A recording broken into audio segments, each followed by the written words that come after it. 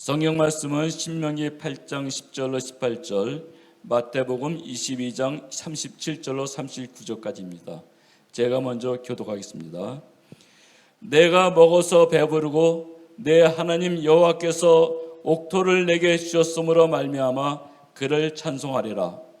내가 오늘 내게 명하는 여호와의 명령과 법도와 규례를 지키지 아니하고 내 하나님 여호와를 잊어버리지 않도록 상갈지어다. 내가 먹어서 배부르고 아름다운 집을 짓고 거주하게 되며 또 내가 소와 양이 번성하며 내 은금이 증식되며 내 소유가 다 풍부하게 될 때에 내 마음이 교만하여 내 하나님 여호와를 잊어버릴까 염려하노라. 여호와는 너를 애굽 땅 종되었던 집에서 이끌어내시고 너를 인도하여 그 광대하고 위험한 광야 곧 불뱀과 전갈이 있고 물이 없는 간조한 땅을 지나게 하셨으며 또 너를 위하여 단단한 반석에서 물을 내셨으며 내 조상들도 알지 못하던 만나를 광야에서 내게 먹이셨나니 이는 다 너를 낮추시며 너를 시험하사 마침내 내게 복을 주려 하심이었느니라. 그러나 내가 마음에 이르기를 내 능력과 내 손의 힘으로 내가 이 재물을 얻었다 말할 것이라. 내 하나님 여호와를 기억하라. 그가 내게 재물 얻을 능력을 주셨음이라.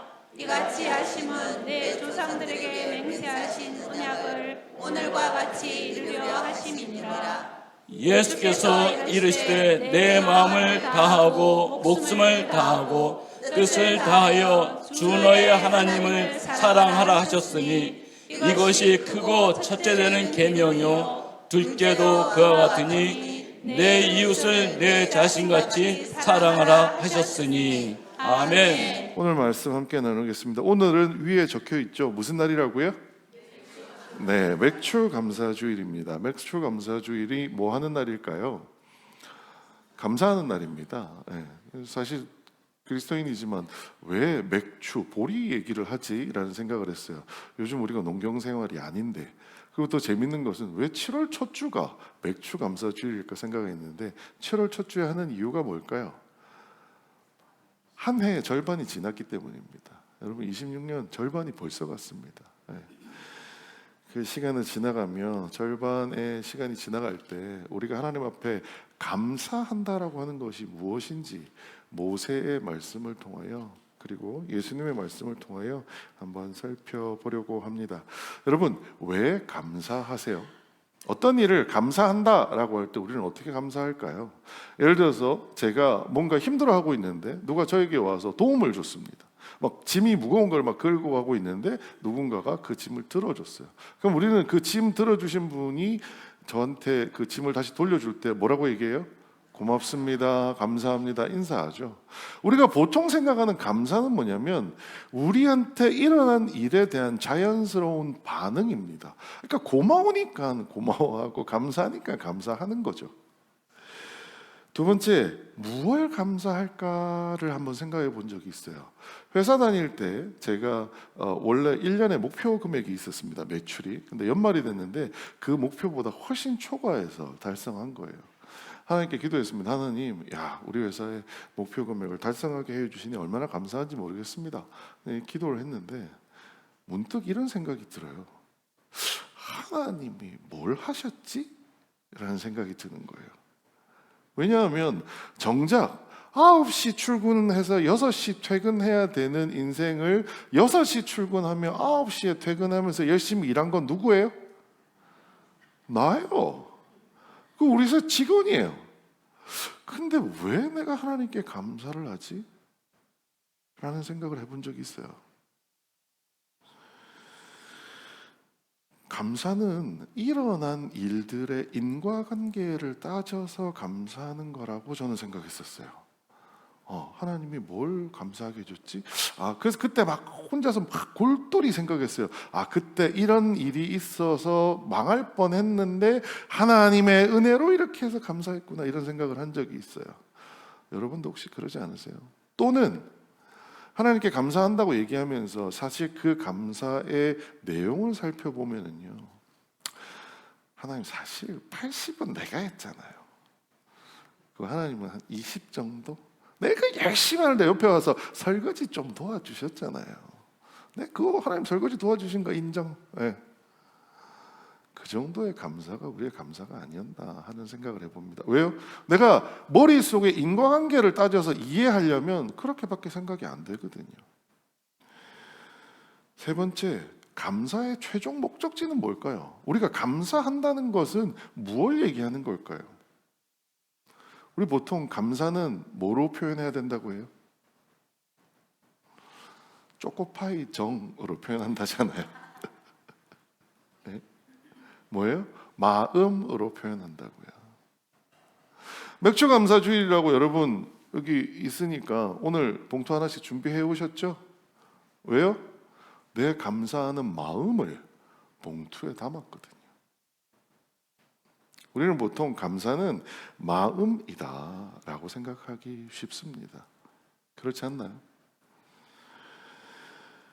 오늘 우리는 모세가 신명기라고 하는 책에서 이스라엘 백성에게 설교한 이야기를 한번 살펴보려고 합니다. 이 배경이 어떤 배경이냐면요, 이스라엘 백성이 40년 동안 광야 생활을 하다가 이제 하나님이 약속하신 젖과 꿀이 흐르는 가나안 땅으로 들어가기 직전입니다. 여러분이라면 그 시점에 여러분 마음은 어떨 것 같으세요?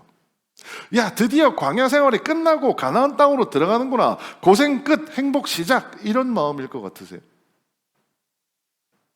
아니면 광야 생활을 돌이켜보면서 실제 역사학자들이 얘기가 뭐냐면 그 애굽에서 나와서 가나안 땅까지 그 당시에 걸어오면은요 한 40일 삥삥 걸어 돌아왔다고 해도 100일이면 충분히 갈 길이었다라고 얘기합니다. 근데 그 길을 얼마를 돌아다녔어요?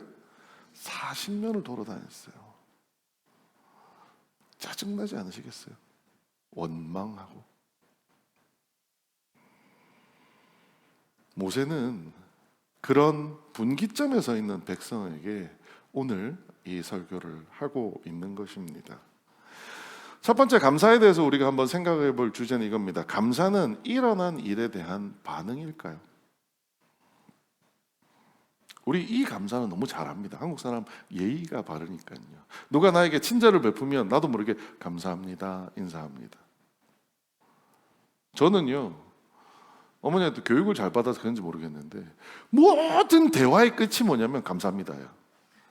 그러니까 회사에서 회의를 하는데 어떤 팀장이 저하고 회의 내내 싸웠어요. 그리고 이제 끝나고 나가는데 제가 감사합니다 하고 인사하고 나가니까 그 팀장이 저를 불러 세워요. 그랬더니 과장님, 뭐가 감사하다는 거예요? 나하고 1시간 내내 싸워놓고서는. 그래서 그냥 너랑 싸운 게 감사하다는 거야. 그것도 감사할 일이지. 난 하나님하고 같이 예수님 믿는 사람이라서 난 네가 나를 싸우게 한 것도 이 일이 잘 되게 하기 위한 과정이라고 생각해서 감사하다고 생각해. 저는 카톡 보낼 때도 제 카톡의 끝인사는요, 안녕히 계세요가 아닙니다. 항상 감사합니다입니다. 왜요? 그게 반응이니까요. 저 이제 습관이 됐어요. 근데 진정한 감사는 뭘까요? 모세가 이렇게 얘기합니다. 너를 인도하여 그 광대하고 위험한 광야 곧 불뱀과 전갈이 있고 물이 없는 간주한 땅을 지나게 하셨으며 또 너를 위하여 단단한 반석에 물을 내셨으며. 지난 40년을 돌아보게 합니다. 지난 40년의 현실이 뭐예요? 광대하고 위험한 광야입니다. 지난 40년의 현실이 뭐예요? 불뱀과 전갈이 있는 겁니다. 현실이 뭔데요? 물이 없고 간조한 땅이 그들에게 놓여진 현실이었습니다. 이게 감사할 주제인가요? 이러한 땅이더라도 며칠요? 40일에서 100일 정도면 그냥 지나갈 일이었어요. 근데 얼마나 있었다고요? 40년을 있었어요.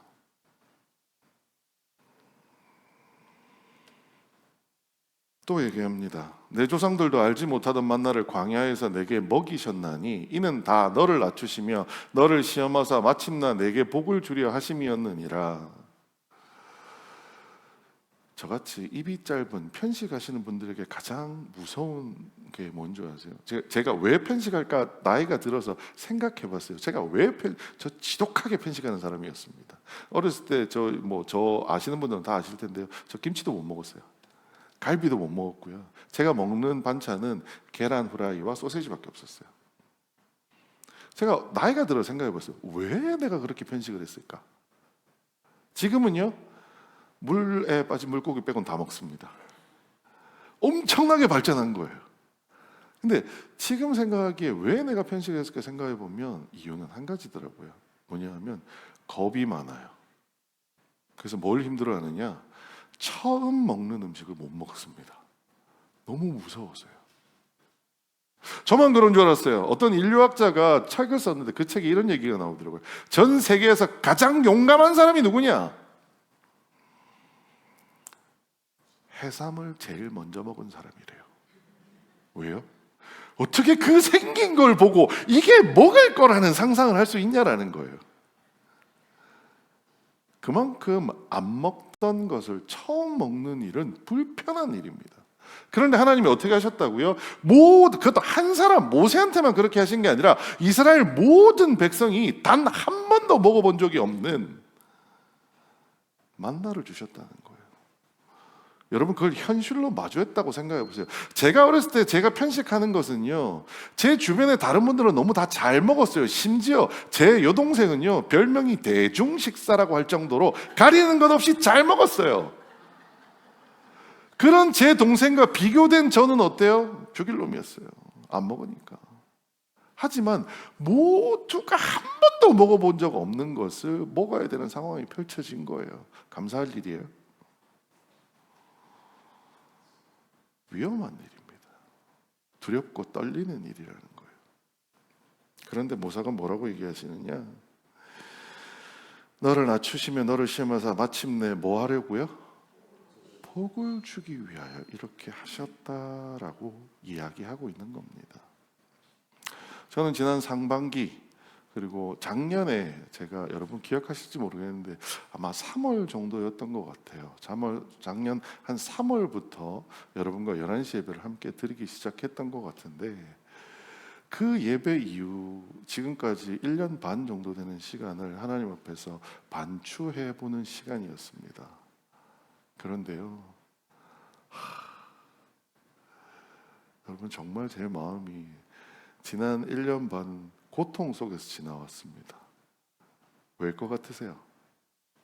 새로운 목사가 와서 목회를 한다고 하고 제대로 예배 11시부터 드린다고 하면 아니 아프던 사람도 건강해지고 다쳤던 사람도 좀 낫고 뭐 힘들었던 것도 잘 풀려야 되는 거 아니에요?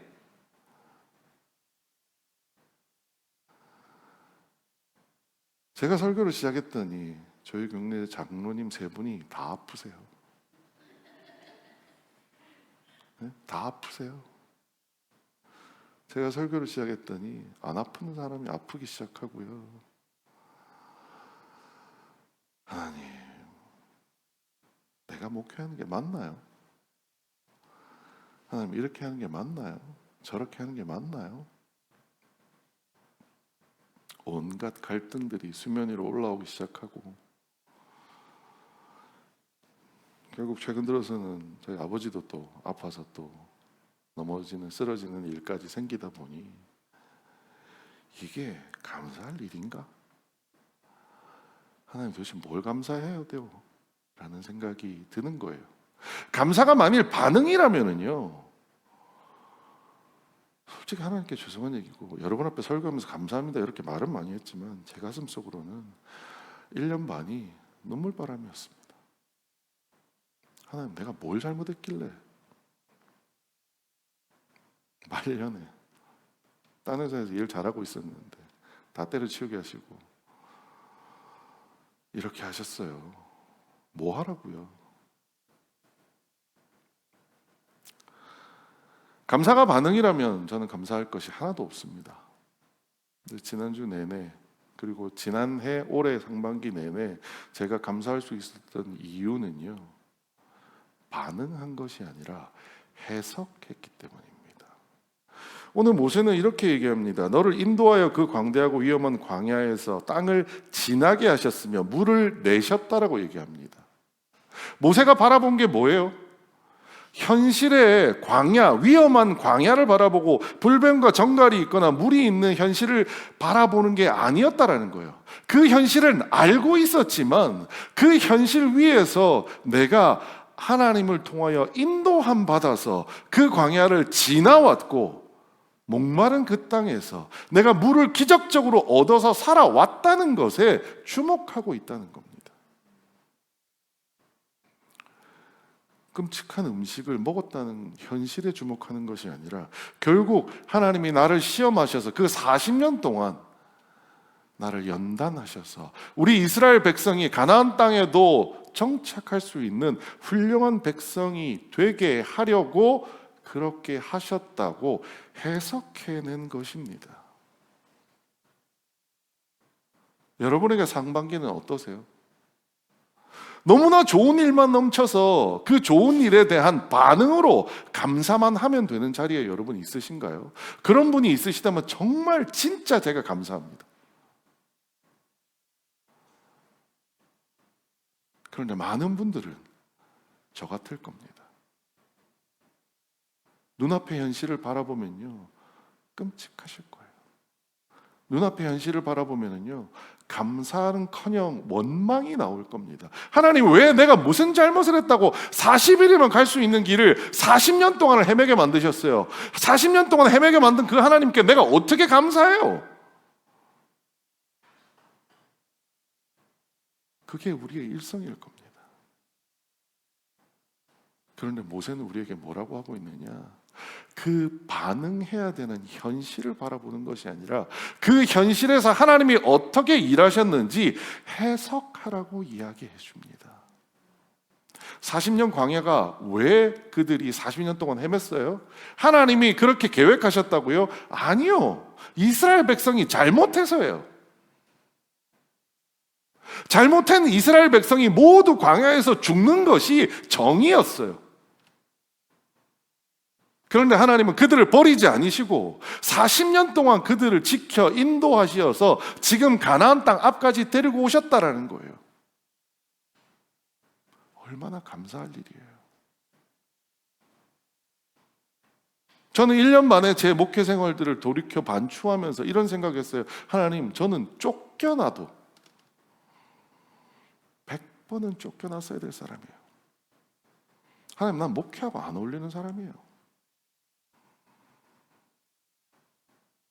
근데요, 1년 반을 여기서 목회를 하고 있습니다. 그게 뭐예요?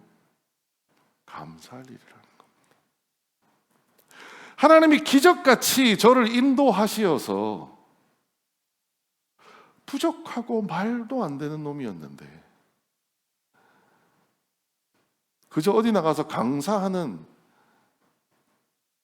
그런 경력까지는 저로 하여금 그 1년 반 동안 좌충우돌하면서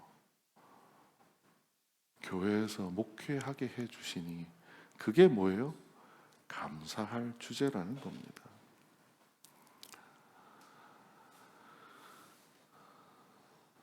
죄송한 말씀인데 저는 지난 20년, 30년 동안 지난주에 묵상한 게 이거였어요.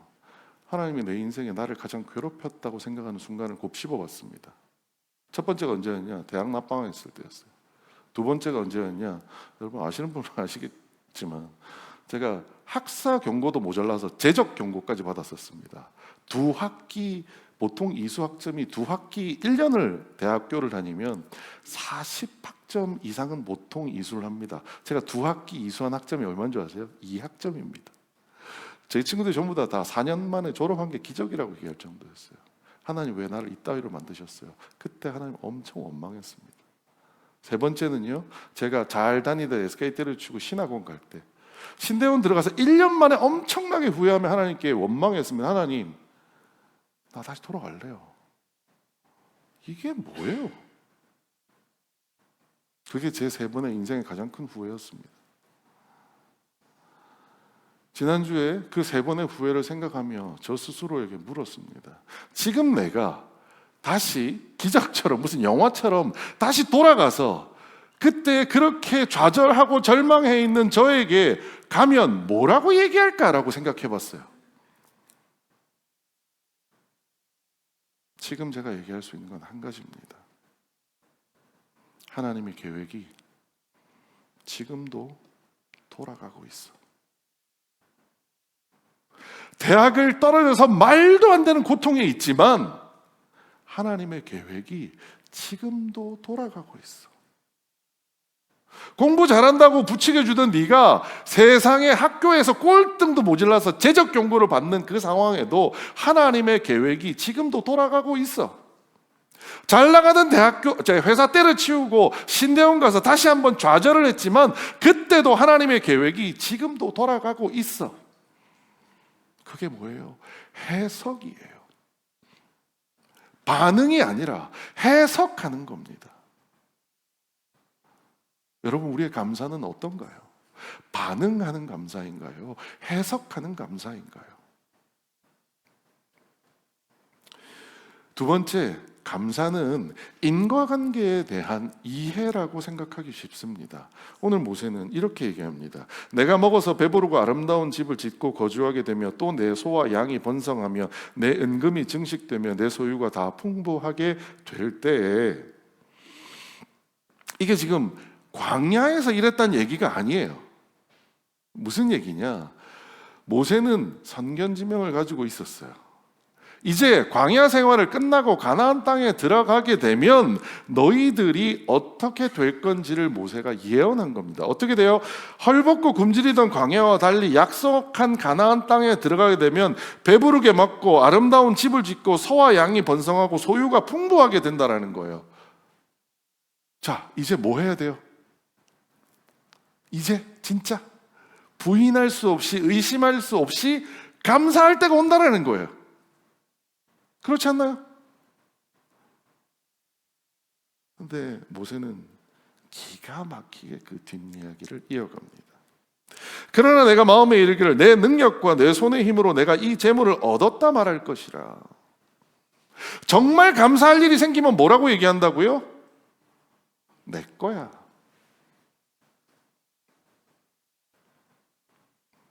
저는 여러분에게 한강다리 건너는 얘기, 회사 다니면서 한강다리 건너는 얘기 많이 드렸어요. 한강다리 건너면서 하나님, 주여 어떻게 해요? 매일매일 하나님께 기도하며 매일매일 문제 해결을 받았던 전데요, 연말에 초과 매출 달성했다라는 이야기를 듣고 제가 뭐라고 생각했다고요? 하나님, 내가 이랬잖아요. 내가 땀 흘리고 출근한 건 나잖아요. 그렇지 않나요? 오늘 모세가 그 얘기하는 겁니다. 야, 니네 가나안 땅에 들어가면 이제 더 이상 만나가 주어지지 않아. 만나가 주어지지 않으면 어떻게 돼요? 이스라엘 백성이 직접 농사를 지어야 합니다. 그러면 농사를 때 누가 힘들어요? 이스라엘 백성이 힘들어요.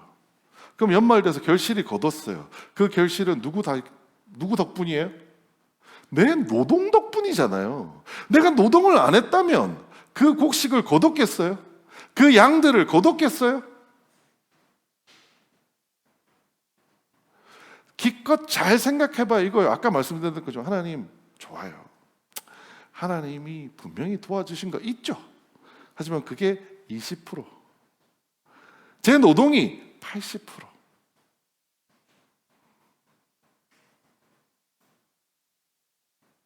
여러분, 우리 그렇게 생각하고 있지 않나요? 그 대표적인 예가 뭔지 아세요? 11조입니다. 11조가 무슨 뜻이에요? 내가 번 것의 10분의 1을 하나님께 드립니다. 어떤 분들은 자칫 그런 생각하더라고요. 내 인생에 하나님의 역할은 11조다.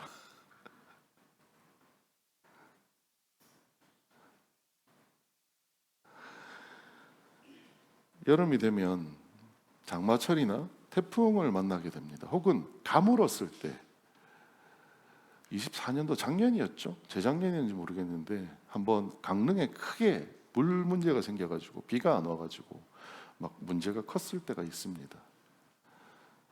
그러다가 어느 날 비가 왔어요. 뉴스 기사가 나왔는데 오늘 내린 비의 가치는 이러고 나와요. 1조 원이래요. 1조 원. 오늘 내린 비의 가치는 1조 원. 농부의 노동의 가치를 잘 쳐주면 한 2억 쳐줄까요? 하나님은 얼마를 투자하셨다고요? 1조를 투자하셨다고요. 우리는 그 생각 못할 때 많습니다. 그래서 모세가 뭐라고 얘기하느냐? 내 하나님 여호와를 기억하라. 그가 내게 재물 얻을 능력을 주셨음이라. 이같이 하시면 내 조상들에게 맹세하신 언약을 오늘과 같이 이루려 하심이니라. 재물 얻을 뭐를 주셨다고요? 능력을 주셨다고요. 농부가 열심히 나가서 노동해서 쌀 엄청난 수확을 거둔다라고 우리는 생각하지만 실제 농부들한테 물어보면 농부들은 뭐라고 얘기할까요? 올해 날씨가 좋아서. 참 얄팍한 것이 다 누구냐? 월급쟁이들입니다. 월급쟁이들은 정말 그 월급이 내 노동의 대가거든요. 그런데 모세는 뭐라고 얘기하느냐? 기억하라고 합니다. 기억하는 게 뭔데요? 그냥 가만히 있으면 이 생각 못 한다라는 거예요. 그냥 가만히 있으면 내가 하나님께 11조 드리는 것만으로 내 감사는 완성이야 라고 생각한다라는 거예요.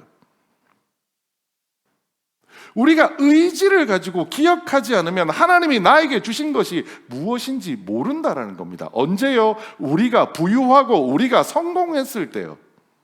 아이러니하지 않나요? 오히려 우리가 힘들었을 때는 쉽게 감사하는데요, 우리가 잘 됐을 때는요 감사하기 어렵다라는 겁니다. 그래서 뭐라고 해요? 의지를 가지고 기억해야 된다라고 얘기합니다.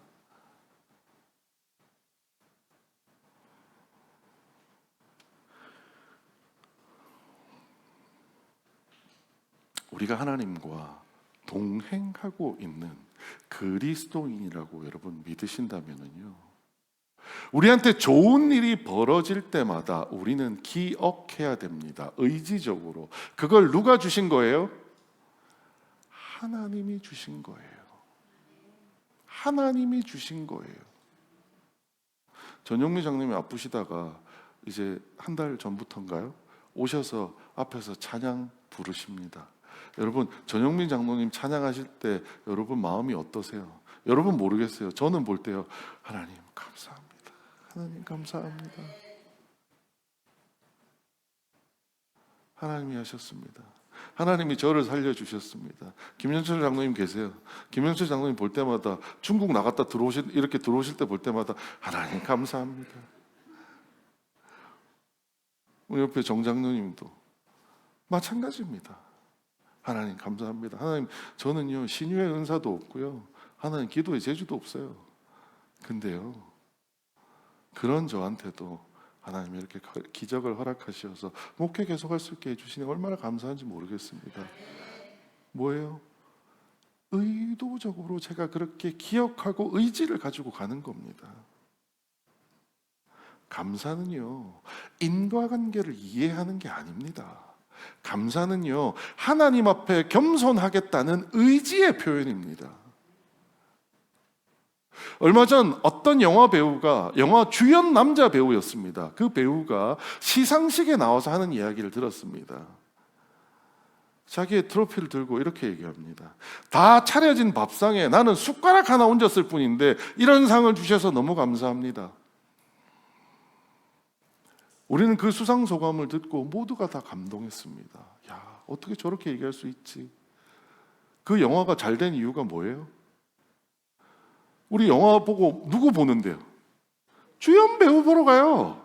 그 주연 배우가 잘생겼고 그 주연 배우가 연기를 잘했으니까 우리가 그 영화를 재밌게 봤잖아요. 그러면 다 주연 배우 덕분 아니에요?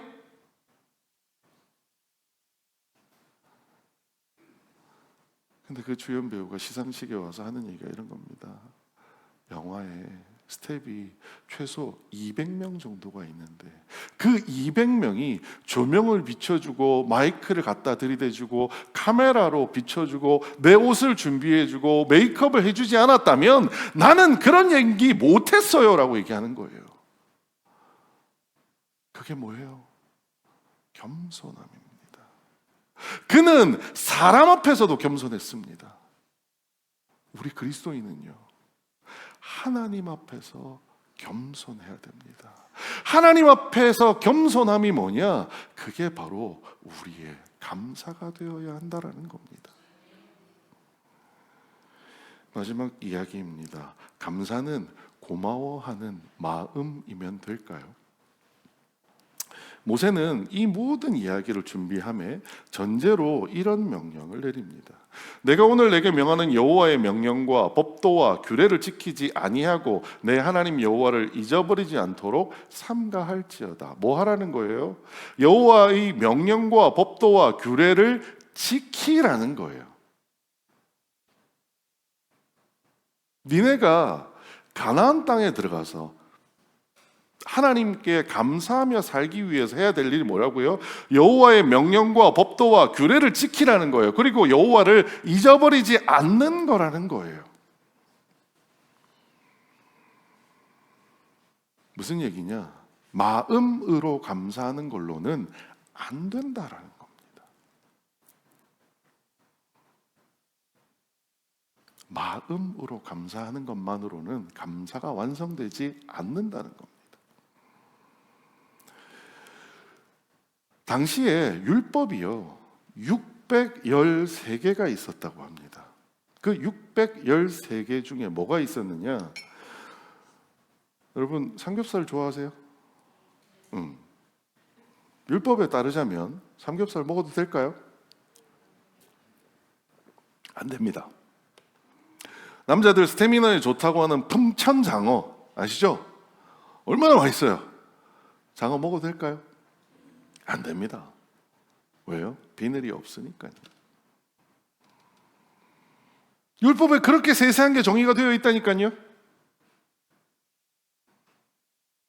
여러분 율법 어떻게 지켜야 돼요? 감사를 완성하려면 율법을 지켜야 된대요. 근데 율법을 도대체 어떻게 지켜야 되냐고요. 예수님 시대에도 그것이 궁금했던 한 율법학자가 등장합니다. 물론 좋은 의도는 아니었던 것 같지만 예수님께 찾아와서 물어봅니다. 예수님, 이 율법 중에서 어떤 율법이 큰 율법이고 어떤 율법이 작은 율법입니까?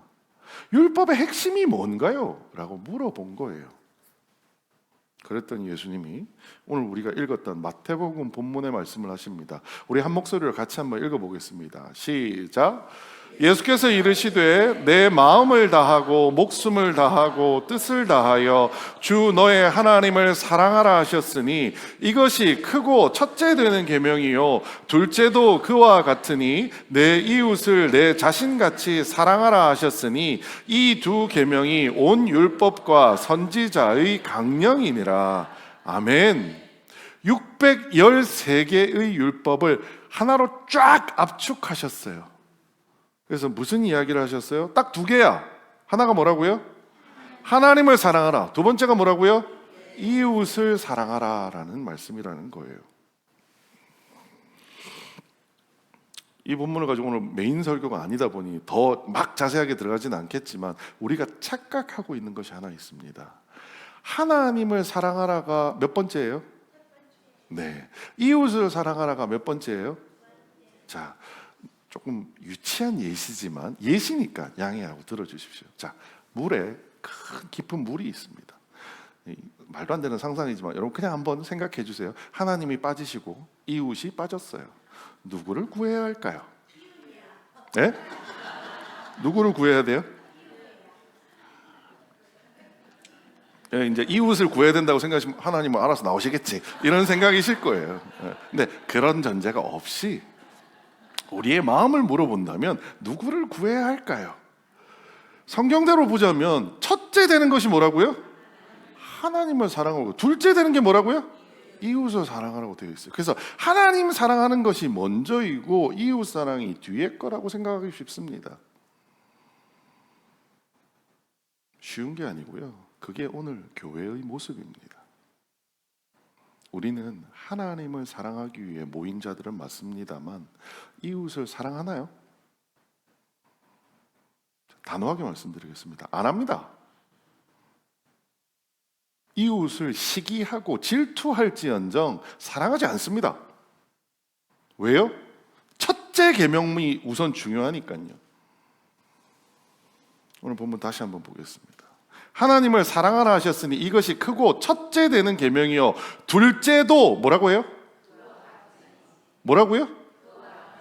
그와 같으니. 하나님을 사랑하는 것과 이웃을 사랑하는 것은 뭐라고요? 같은 거라는 거예요. 그럼 우리가 하나님을 사랑한다고 하고 이웃을 사랑하지 않으면 하나님을 사랑하는 거예요? 안 하는 거예요? 여러분, 우리는 하나님을 사랑한다고 얘기하면서 뭐 해요? 기도합니다. 뭐 해요? 성경 읽습니다. 뭐 해요? 예배에 참석합니다. 제가 어느 날 하나님께 기도하면서 이렇게 기도한 적이 있습니다. 실제로 하나님, 제가 고3 때 한 번도 예배 빠진 적 없잖아요. 하나님 말씀하신 대로 3일 금식했잖아요. 하나님 말씀하신 대로 성경 2회독 했잖아요. 제 마음에 하나님이 이렇게 말씀하셨어요. 날 위해 했니?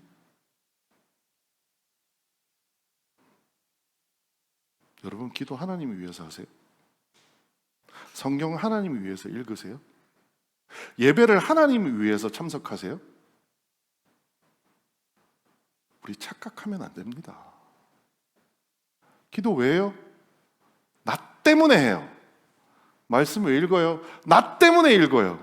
예배 왜 참석하는데요? 나 때문에 해요. 우리 하나님 사랑해요? 하나도 안 해요. 거짓말하면 안 돼요. 우리는 하나님 사랑 안 한다니까요.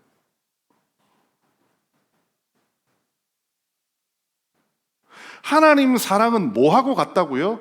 이웃 사랑하고 같다고요. 우리 이웃 사랑 왜 안 해요? 싫어요. 힘들어요. 사랑은커녕 꼴 보기 싫어요. 그런데 하나님이 얼마나 감사한지 첫째는 하나님 사랑, 둘째는 이웃 사랑 얘기했다라는 거예요. 그래서 일단 더 중요한 하나님 사랑할 테니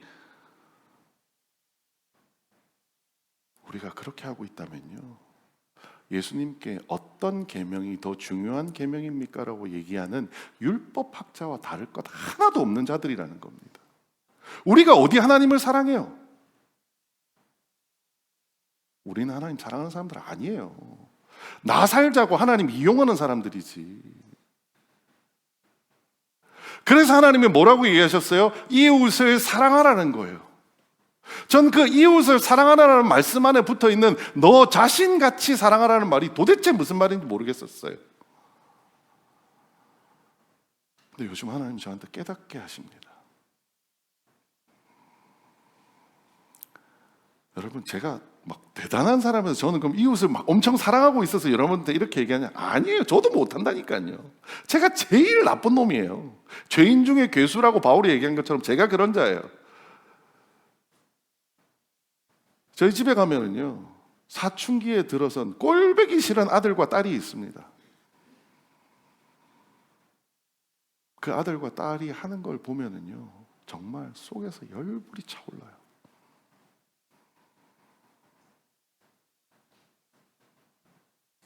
근데 그 아들과 딸을 보면서 제가 뭐라고 얘기하냐면 사랑한다 그래요. 사랑한다. 왜요? 그가 하는 짓이 날 닮아서 그런 거예요. 날 닮아서. 나처럼 사랑하라고, 이웃을 사랑하라고 얘기한 말씀이 저는 그 말씀 같았어요. 이웃을 쳐다보면은요, 그 이웃이 정말 꼴보기 싫은 모습이 있어요. 그렇지 않아요? 그런데 여러분 가만히 생각해 보세요. 그 꼴 보기 싫은 게 누군데요? 그 모습을 가지고 있는 게 나예요. 나. 다른 사람 보고 얘기할 거 없다니까요. 내가 만나는 그 사람은요, 거울이에요. 내 자녀가 나한테 하는 걸 볼 때마다 그 자녀를 보고 사랑한다, 사랑한다고 얘기합니다. 그리고 제가 돌아서서 뭐 어떻게 하는 줄 아세요? 하나님, 잘못했습니다. 나한테 이게 있네요. 하나님, 나한테 이게 있네요.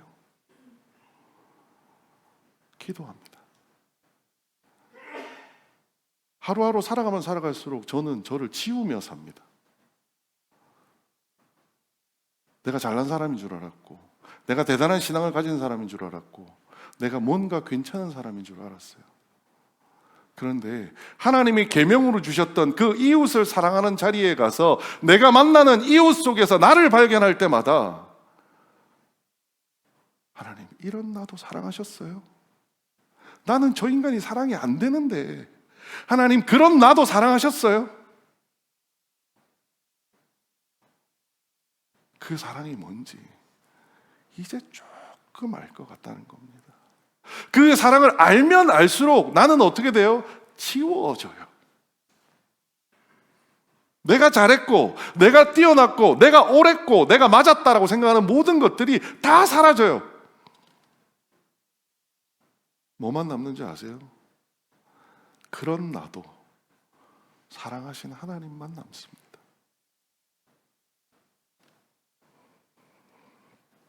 감사는 고마워하는 마음에서 끝나는 것이 아니라 이웃 사랑의 실천까지 나아가야 합니다. 지난 반년을 우리가 돌아보며 감사하는 마음을 가지고 맥주 감사헌금 여러분 준비하셔서 하신 분도 있을 거예요. 여러분, 그게 끝이 아닙니다. 진짜 감사는요, 이웃을 사랑하라고 하셨던 하나님 말씀에 반응하는 것입니다. 저같이 연약한 자는 내 자녀부터 제대로 사랑하는 법을 배우는 겁니다.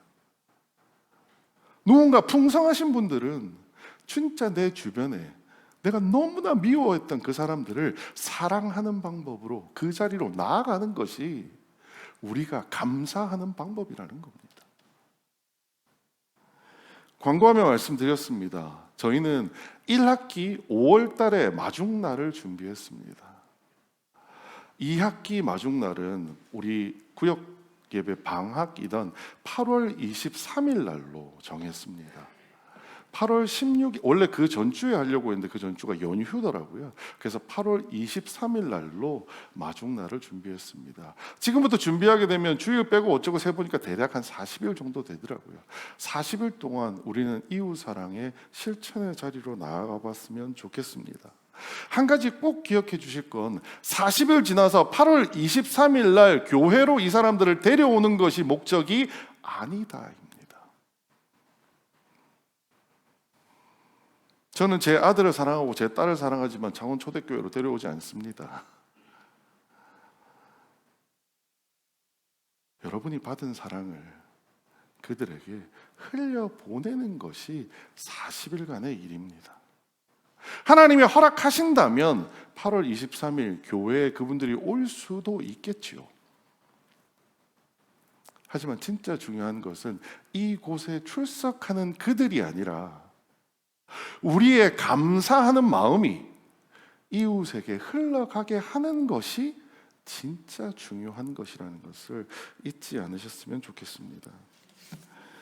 여러분, 주보 보시면 원래 설교 노트 있는 부분에 조금 다른 게 적혀 있습니다. 이번 주부터 7주 혹은 8주 정도는 주보에 설교 노트 대신에 여러분이 매주 하셔야 되는 것들이 적혀 있을 겁니다. 이번 주는 뭐냐? 하나님을 기억하고 이웃을 사랑합니다 라는 주제로 내가 사랑할 이웃의 후보를 적어보는 겁니다. 이 자리에 지금 안 적으셔도 됩니다. 이번 주 중에 생각하셔서 적는 겁니다. 이 세 사람을 마음에 품어라 아닙니다. 여러분, 3명 한 번에 하기 힘듭니다. 내 마음이 정말 풍성하신 분들은 3명이 아니라 5명도 하시겠지만 1명 하기도 힘들어요. 하지만 여기에 있는 건 뭐냐? 후보를 적어보는 겁니다. 그분의 정확한 성함을 아시면 성함을 적으셔도 되고요. 성함을 잘 모르시면 내가 기억하는 방법, 우리 동 경비원, 내가 타는 버스 28번의 기사님, 우리 사무실의 옆자리에 누구, 이렇게 적으셔도 됩니다. 세 분을 마음에 품고 이번 주는 함께 기도의 자리로 나아가는 겁니다. 하나님, 내가 사랑하겠습니다. 하나님, 내가 하나님께 감사하는 마음을 실천의 자리로 나아가기 위해 이 사람들을 사랑해 보겠습니다 라고 하는 겁니다. 그래서 7주 동안은 여러분 주보 버리시면 안 됩니다. 이 주보에 여러분의 기록들이 다 남게 될 거니까 함께 기억하시고 참여해 주시면 감사하겠습니다. 저희 자녀들을 보고 회사에 있는 사람들을 보며 저를 힘들게 하는 존재들을 볼 때마다 저는 요즘에는 이렇게 하나님께 기도합니다. 하나님, 온 세상이 포도원이네요. 포도원이 뭐예요? 내가 자라게, 예수님 가지에 붙어서 자라가게 해주는 곳이라는 거예요. 내 마음에 들지 않는 누군가를 만났다는 것도 하나님이, 우리가 예수님과 동행하고 있다면, 내 인생을 예수님께서 운전하신다면 그 사람을 만나게 하신 것도 누구예요? 예수님이세요.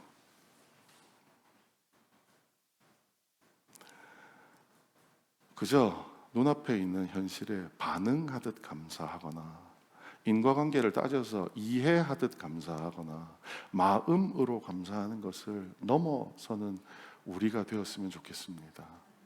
반응이 아니라 해석할 줄 알아야 됩니다. 우리는 겸손함이라는 의지를 가지고 내가 한 것이 아니라 나와 동행하시는 하나님이 하신 거라는 그 생각으로 우리의 감사를 해석해 나가야 됩니다. 마지막으로, 마음으로 충분한 감사는 없습니다. 감사는요, 실천의 자리에 나갈 때 비로소 하나님께서 말씀하신 율법을 지키게 되는 것이라는 것을 꼭 잊지 말아 주셨으면 좋겠습니다. 마지막으로 우리가 함께 찬양으로 오늘 말씀을 정리하고자 합니다. 여호와께 돌아가자라는 찬양입니다. 다시 한번 말씀드립니다. 여호와께 돌아가는 것은 우리가 여호와를 위하여 기도하고 말씀 읽고 예배 참석하는 것에서 끝나서는 안 됩니다. 우리에게 필요한 것은 사랑을 가지고 우리 주변으로 넘쳐가는 것임을 함께 기억해 주셨으면 좋겠습니다. 내 백성이 나를 떠나 찬양 함께 부르도록 하겠습니다.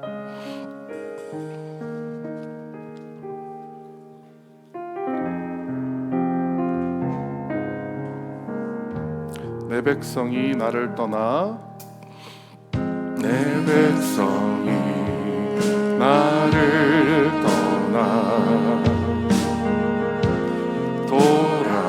돌아섰지만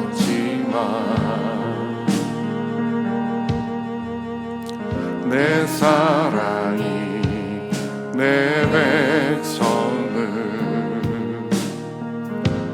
포기 못하니 내 모든 것 내어주고 나 그들을 얻으리라. 여호와께 돌아가자.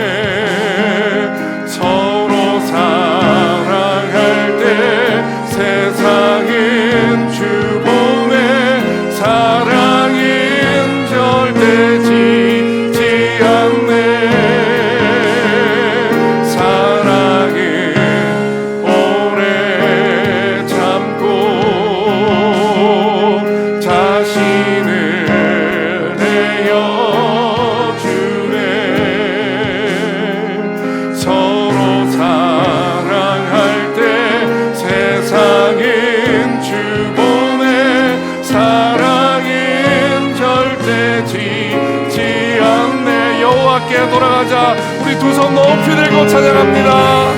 돌아가자.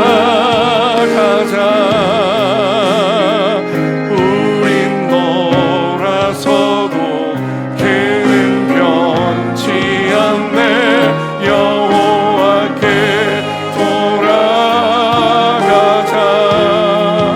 우린 넘어져도 그 사랑 변하네. 우리 이 시간 한 목소리로 주여 크게 외치고 하나님께 감사 기도 올려드립니다. 주여! 살아계신 아버지 하나님, 은혜를 감사합니다. 하나님, 이 예배를 통하여 하나님 감사를 받아주시옵소서. 하나님, 우리의 마음을 받아주시옵소서. 우리가 엎드려 고백하고 외치옵는 것은 하나님, 내가 의지로 하나님을 만나며 내가 의지로 하나님을 기억하기 원합니다. 하나님, 우리의 손을 붙잡아 주시고 우리를 인도하여 주시옵는 것을 기억하며 살아가길 원합니다. 하나님, 내 눈앞에 펼쳐진 것이 아무리 어렵고 힘들지라도 내가 하나님을 바라보며 하나님을 기억하며 해석하며 살아가기 원합니다. 하나님, 우리의 감사가 그렇게 변할 수 있도록, 우리의 믿음이 그렇게 변할 수 있도록, 하나님, 우리의 사랑이 그렇게 변할 수 있도록 우리를 바꾸어 주시옵소서. 하나님, 우리가 하나님을 사랑하며 하나님, 우리가 이웃을 사랑하며 하나님을 사랑할 수 있는 자들이 될 수 있도록 도와주시옵소서. 아버지 하나님, 인도하여 주시옵소서. 아버지 하나님, 붙잡아 주시옵소서. 아버지 하나님, 도와주시옵소서. 아버지 하나님, 함께하여 주시옵소서. 아버지 하나님, 도와주시옵소서. 아버지 하나님,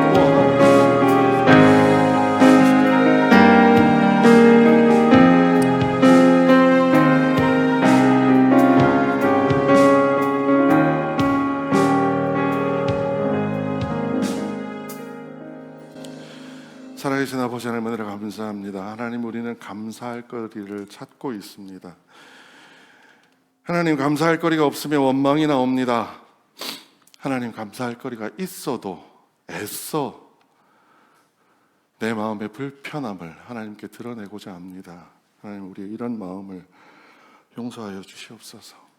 모세가 우리에게 얘기했던 것처럼 현실에 반응하는 것이 아니라 깊이 내 인생에 관여하시는 하나님의 일하심을 해석할 수 있도록 우리를 지혜롭게 하여 주시옵소서. 때론 내가 다 한 것 같다라는 생각이 들 때마다 겸손하게 이거 다 하나님이 하신 겁니다라며 우리를 지워가는 저희들 될 수 있도록 도와주시옵소서. 그저 마음으로 감사하며 하나님, 내가 마음이 얼마나 감사한지 아시지요? 라고 끝내는 것이 아니라 나를 지우며 나 같아서 꼴보기 싫었던 그 이웃을 사랑하는 자리로 나아가는 저희들이 될 수 있도록 도와주시옵소서. 하나님, 이렇게 우리의 감사가 완성되어 하나님이 원하시는 성품, 하나님이 원하시는 태도로 변할 때까지 하나님, 우리의 삶을 인도하여 주시옵소서. 모든 말씀 예수님 이름으로 기도드렸습니다. 지금은 우리 구주 예수 그리스도의 은혜와 하나님 아버지의 크신 사랑과 성령님의 감동 감화하심과 충만 역사하심이 오늘 고개 숙여 진정한 감사함으로 하나님을 바라보는 초대교회 모든 백성 위에, 하나님을 섬기는 모든 민족들과 나라 위에 영원토록 함께 있을지어다.